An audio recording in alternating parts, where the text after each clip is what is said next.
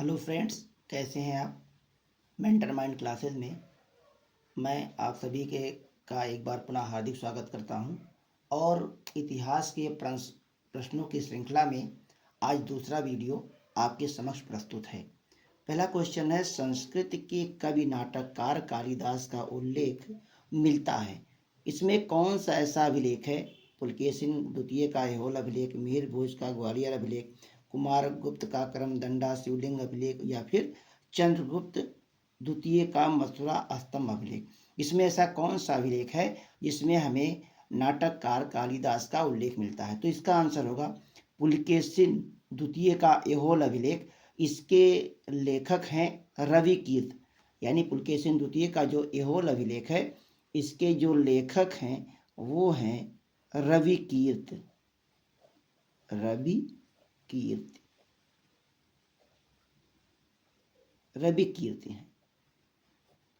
कीर्ति ने इस अभिलेख को लिखा है, जिसमें कालिदास के और पुलकेशिन द्वितीय के उपलब्धियों का वर्णन है। इस अभिलेख में संस्कृत के कवि एवं नाटककार कालिदास का भी वर्णन मिलता है। दूसरा है, ईसवी सन के पूर्व की कुछ शताब्दियों में निम्नलिखित में से किन शासकों ने गिरनार क्षेत्र में जल संसाधन की व्यवस्था की ओर ध्यान दिया था? कूट के आधार पर उत्तर का चयन करना है आपको। तो इसमें महापद्मनंद हैं, चंद्रगुप्त मौर्य हैं, अशोक हैं और रुद्रदामन है।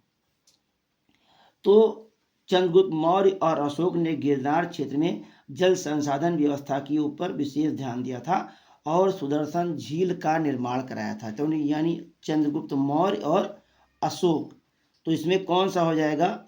दूसरा और तीसरा। यानी अगर हम यहाँ पर 2 नंबर डाल दें और यहाँ पर 3 नंबर डाल दें तो ये दूसरा और तीसरा यानी बी वाला ऑप्शन आपका सही होगा। विष्णु के किस अवतार को समुद्र से पृथ्वी का उद्धार करते हुए अंकित किया जाता है?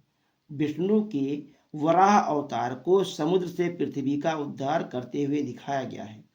गुप्त काल की कई मूर्तियां हैं जो विष्णु के इस रूप में दिखाई गई हैं, यानी जो वराह भगवान का वराह अवतार है उसमें समुद्र से पृथ्वी का उद्धार करते हुए अंकित किया गया है।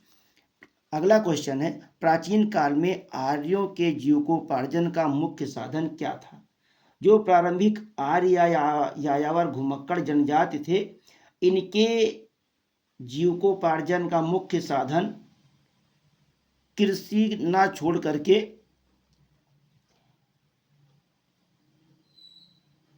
कृषि और मुख्य साधन कृषि ही था। इसके पहले पशुपालन था, लेकिन बाद में क्या हो गया? कृषि हो गया। तो प्राचीन काल में आर्यों के जीविकोपार्जन का मुख्य साधन क्या था? कृषि था। अगला क्वेश्चन देखते हैं।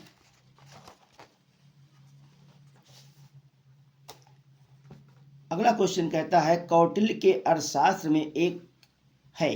कौटिल्य का अर्थशास्त्र क्या है?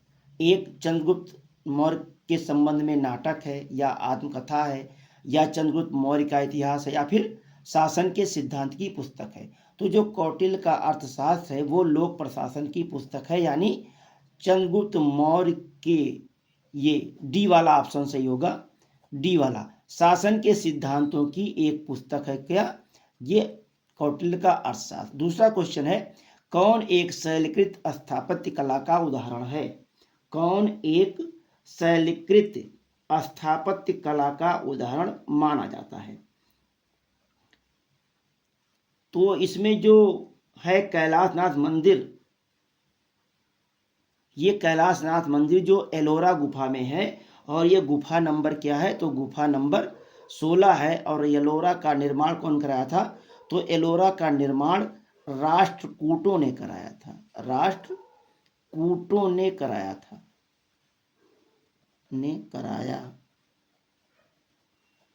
कराया था। तो एलोरा, यहाँ पर एलोरा रा से राष्ट्रकूट और ऐसे एलोरा। तो कैलाश मंदिर एक ऐसा मंदिर है जो एलोरा की गुफा नंबर 16 में है, और वो पूरी तरीके से शैलकृत स्थापत्य का उदाहरण है। क्वेश्चन नंबर 22 क्या कहता है? भारत के विश्वोत्पत्ति विषयक धारणाओं के अनुसार चारों युगों के चक्र का क्रम क्या है? यानी पहले कौन सा युग आया, द्वापर युग आया, त्रेता युग आया, कल युग आया, कौन सा युग आया। तो जो सृष्टि है, सृष्टि के संपूर्ण काल को 4 युगों में बांटा गया है, जिसका सही क्रम है सबसे पहले कृत, जिसको हम सतयुग कहते हैं। सतयुग के बाद त्रेता राम का समय आया, फिर त्रेता के बाद द्वापर कृष्ण जी का जन्म हुआ, और कृष्ण के बाद कलयुग, यानी जो सी वाला ऑप्शन है यही है। यानी हिंदू मैथोलॉजी के अनुसार, हिंदू धर्मशास्त्र के अनुसार पूरे जो संपूर्ण सृष्टि है उसका काल 4 भागों में बांटा गया है। कृत माने सतयुग, त्रेता युग, द्वापर और कलयुग, या कह लें कृत युग, द्वापर, तो त्रेता, द्वापर और कलयुग। अगला क्वेश्चन देखते हैं। ऋग वैदिक काल के प्रारंभ में निम्न में से किसे महत्वपूर्ण मूल्यवान संपत्ति समझा जाता था। तो ऋग वैदिक काल के प्रारंभ में जो गाय थी वो सबसे मूल्यवान वस्तु समझी जाती थी। गाय को सबसे मूल्यवान वस्तु समझा जाता था।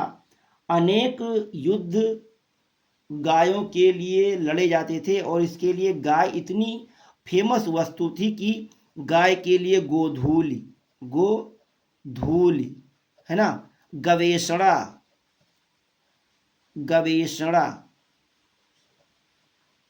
गवेषणा जैसे शब्दों का प्रयोग किया जाता था, है ना। और गाय को दुहने वाली को पुत्री कहते थे, दुहिता। दुहिता क्या होती थी, जो गाय को दुहिती थी, दुहिता यानी गाय को दुहने वाली, दुहने वाली यानी कि पुत्री। तो गाय का इंपॉर्टेंस ऋग वैदिक काल में सबसे ज्यादा था। क्वेश्चन नंबर 24 पर आते हैं। वैदिक काल में स्त्रियों की स्थिति कैसी थी, उच्च थी, निम्न थी या बराबर थी। तो वैदिक काल में स्त्रियों की जो स्थिति थी वो उच्च थी, वैदिक काल में उच्च थी, जबकि उत्तर वैदिक काल में स्त्रियों की दशा में गिरावट आई, और फिर समय दर समय इनकी स्थिति में गिरावट आती चली गई। तो कह सकते हैं कि जो वैदिक काल था उसमें स्त्रियों की दशा उच्च थी। कोपेनहेगन संग्रहालय की सामग्री से पाषाण, कांस्य और लौह युग का त्रियुगी विभाजन किया था किसने, सर जॉन थॉमसन ने किया था। किसने किया था, तो जॉन थॉमसन ने किया था। पाषाण, कोपेनहेगन संग्रहालय की सामग्री को पाषाण, कांस्य और लौह युगीन का त्रियुगीय विभाजन थॉमसन के द्वारा किया गया था। लुम्बिनी गौतम बुद्ध का जन्म स्थान था, इसका समर्थन किसके एक अभिलेख से होता है। तो अशोक का एक रुमनदेही अभिलेख है, उसमें ऐसा वर्णन किया गया है। बौद्ध धर्म के प्रवर्तक गौतम बुद्ध का जन्म लुम्बिनी में हुआ था। मौर्य सम्राट अशोक के अभिलेखों में इसकी पुष्टि होती है कि गौतम बुद्ध का जन्म स्थल लुम्बिनी था। ऐसा वर्णन उसके रुमनदेही अभिलेख में मिलता है। कौन सा अभिलेख है, तो रुमनदेही। कौन सा एक वक्तव्य अशोक के प्रस्तर स्तंभों के बारे में गलत है। इसमें क्या है, इन पर बढ़िया पालिश है, ये भी सही है। यह अखंड है, ये भी सही है। ये स्तंभों का सपाट शुंडाकार है, ये भी सही है। केवल ये स्थापत्य संरचना के भाग नहीं है, यानी जो अशोक के स्तंभ हैं वो स्थापत्य संरचना के पार्ट नहीं है।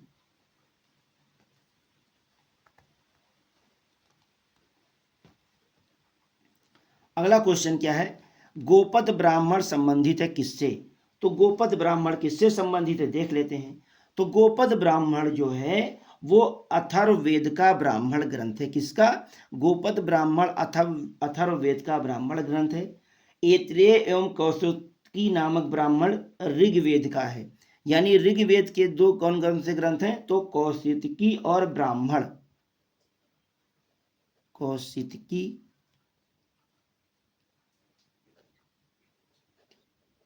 की और ब्राह्मण, ये 2 नाम हैं। ऋग्वेद के ब्राह्मण ग्रंथ हैं कौशिकी नामक ब्राह्मण ग्रंथ ऋग्वेद का है, कौशिकी नामक जो ब्राह्मण ग्रंथ है वो ऋग्वेद का है, और जो शतपथ एवं तैत्तिरीय ब्राह्मण है वो यजुर्वेद का है। इसमें क्या है, शतपथ और तैत्तिरीय ब्राह्मण।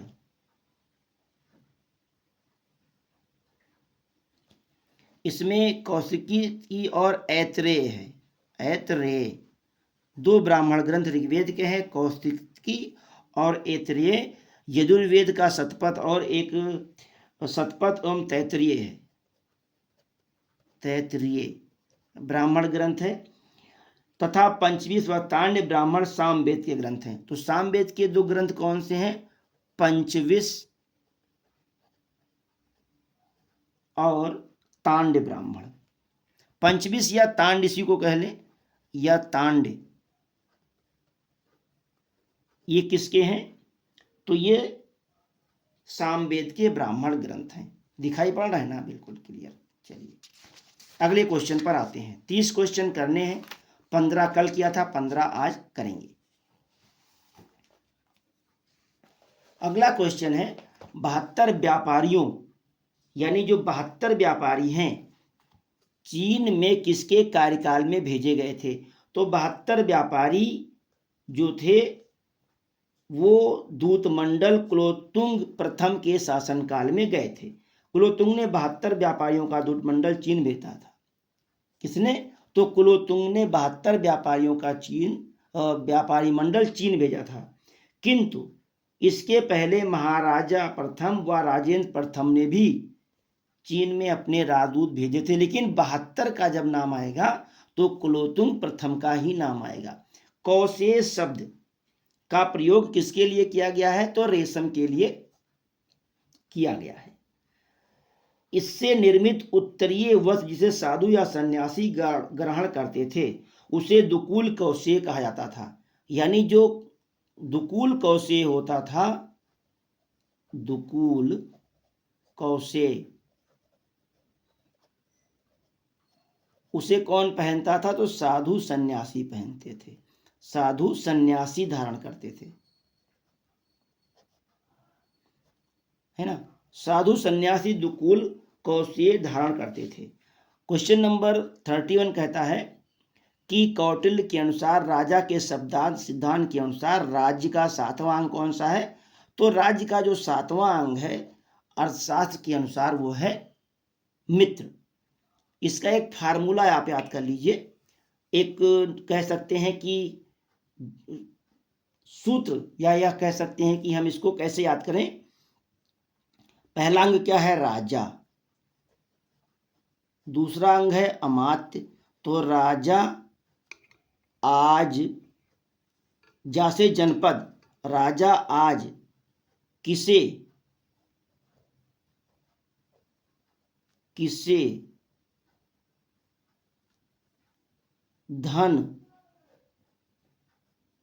है ना, किसे धन, फिर अगला आ जाएगा देगा मित्र, धन देगा मित्र।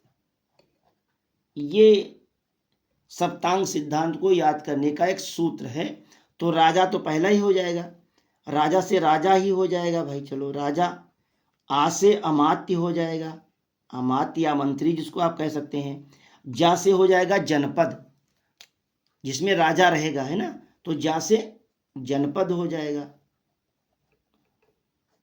का से किला हो जाएगा या दुर्ग जिसको कहा जाता है, यहाँ लिखा हुआ है दुर्ग। सा से सेना हो जाएगी जिसको आप दंड बोल सकते हैं। धन से कोष हो जाएगा और अंतिम में क्या हो जाएगा? मित्र। तो कितना हो गया? 1 2 3 4 5, से सेना, ये तो 1 2 3 4 5 6 और ये 7। धन, कोष, दुर्ग, जनपद और मित्र, इसके साथ राजा भी। तो राजा आज किसे धन देगा? मित्र। तो राजा से क्या हो गया? राजा, आ से अमात्य, जा से जनपद, की से किला या क्षेत्र कह सकते हैं, से सेना जिसको आप दंड बोलते हैं, धा से धन जिसको आप कोष कह सकते हैं, और देगा का कोई मतलब ही नहीं है, मास, और अंत में 7वां क्या हो जाएगा? मित्र हो जाएगा। यहाँ देखिए अगला क्वेश्चन है, कह रहा है कि जो चंपा है उसकी राजधानी क्या थी? मतलब चंपा किस महाजनपद की राजधानी थी? जो 16 महाजनपद थे उसमें चंपा किस महाजनपद की राजधानी थी? ये हमें ध्यान देना है। तो यहाँ पर जो अंग है ना, 6ठी शताब्दी ईसा पूर्व में चंपा, श्रावस्ती, अयोध्या, गिरिव्रज या राजगिरे और विदेह एवं मिथिला क्रमशः अंग, कौशल, मगध और वज्र की राजधानियां थीं। यानी जो चंपा थी वो अंग की राजधानी थी, मगध की राजधानी जो थी वो मगध की जो राजधानी थी वो गिरिव्रज या राजगृह थी, और जो कौशल राजधानी थी, कौशल की राजधानी थी श्रावस्ती, इसकी राजधानी श्रावस्ती या अयोध्या कह लें। मगध की राजगृह, कौशल की अयोध्या या श्रावस्ती, वज्जी की राजधानी महाजन है ना, मगध वंजी की राजधानी।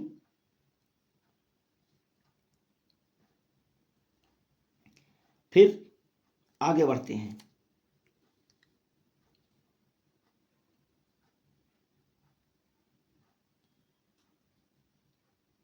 वज्जी की मिथिला एवं विदेह, विदेह एवं मिथिला वज्जी महाजनपद की राजधानियां थीं। अशोक के प्रमुख शिलालेखों में जो संगम राज्यों के विषय में बताते हैं, तो जो दूसरा और 13वां शिलालेख है किसका, अशोक का, जो अशोक का दूसरा और 13वां शिलालेख है उसमें संगम राज्य, क्या संगम राज्य में, संगम राज्य के चोल, चेर, चोल चेर जिसको हम केरल पुत्र कहते हैं, केरल पुत्र, केरल पुत्र किसको कहते थे, केरल पुत्र, तो केरल पुत्र का मतलब हो गया चेर, चेर। पांड एवं सतीय पुत्र, पांड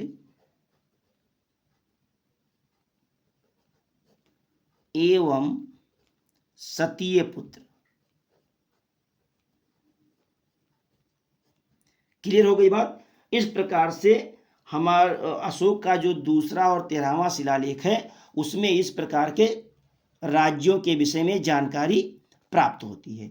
तो आज के लिए बस इतना ही, मिलते हैं एक नए वीडियो के साथ, तब तक के लिए आप सभी को बहुत बहुत धन्यवाद।